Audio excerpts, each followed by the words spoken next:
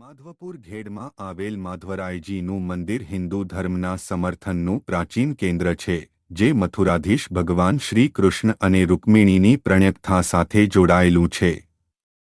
માધવરાય મંદિર ભગવાન કૃષ્ણને સમર્પિત છે. હિન્દુ પુરાણો અનુસાર ભગવાન શ્રી કૃષ્ણ અને રૂકમિણીનું લગ્ન સમારોહ અહીં યોજાયું હતું. માધવરાય મંદિર 15મી સદીનું રચનાકાળ ધરાવતું સુંદર મંદિર છે. મંદિરમાં ભગવાન શ્રી કૃષ્ણના સ્વરૂપની ભવ્ય મૂર્તિ સ્થાપિત છે, જે શ્રદ્ધાળુઓ માટે ખૂબ જ આસ્થાનું કેન્દ્ર છે. મંદિરના આર્કિટેક્ચરમાં પ્રાચીન ભારતના શિલ્પ કૌશલ્ય અને કલા સ્પષ્ટપણે દેખાય છે. મંદિરના મુખ્ય પ્રવેશદ્વાર પર ખોડાયેલા પવિત્ર મંત્રો અને કોતરણીય શિલ્પોને જોઈને માનવજાતિ પર ધાર્મિક તત્વનો ઊંડો પ્રભાવ થાય છે. જ્યાં શ્રદ્ધાળુઓ પૂજાઓ અને વિધિવિધાનો કાર્યક્રમ યોજે છે. માધવપુર ઘેડનું મહત્તમ આકર્ષણ એ છે કે અહીં દર વર્ષે રૂકમિણી વિવાહોત્સવ યોજાય છે, જે પોરબંદર, સૌરાષ્ટ્ર અને અન્ય વિસ્તારોના હજારો શ્રદ્ધાળુઓને આકર્ષે છે. આ ઉત્સવને શાહી શોકથી ઉજવવામાં આવે છે, જ્યાં શ્રી કૃષ્ણ અને રૂકમિણીના પવિત્ર સંભારણાઓને પુનઃજીવિત કરવામાં આવે છે. માધવપુર ઘેડનું બીજું મુખ્ય આકર્ષણ એટલે તેની શાંત અને સુંદર દરિયા ચોપાટી. આ ચોપાટી સાફસૂફ અને નિરાંતપૂર્ણ વાતાવરણ ધરાવતી છે, જ્યાં લોકો શાંતિ અને આરામ માટે આવે છે.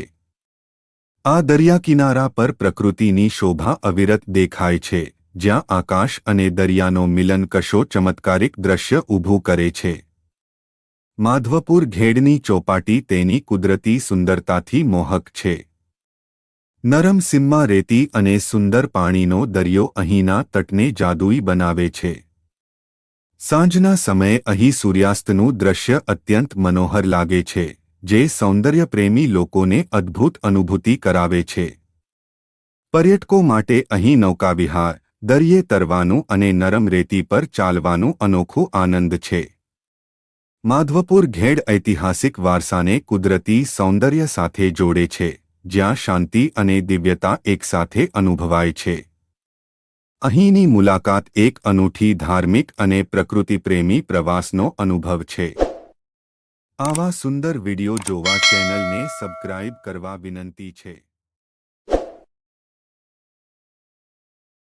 દરિયા ચોપાટી પરના સુમધુર મનોરમ દ્રશ્યો અહીંની સુંદરતાને વધારવા માટે કાફી છે.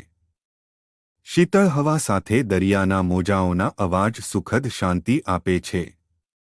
લોકોએ અહીં સવાર અને સાંજના સમયે કરેલું વિહરવું ન ભૂલાય એવું અનુભવ આપતું હોય છે. પ્રકૃતિ પ્રેમીઓ માટે આકર્ષણ. દરિયા કિનારે સફેદ રેત અને શાંતિપૂર્ણ વાતાવરણ છે, જે પર્યટકોને મંત્રમુગ્ધ કરે છે.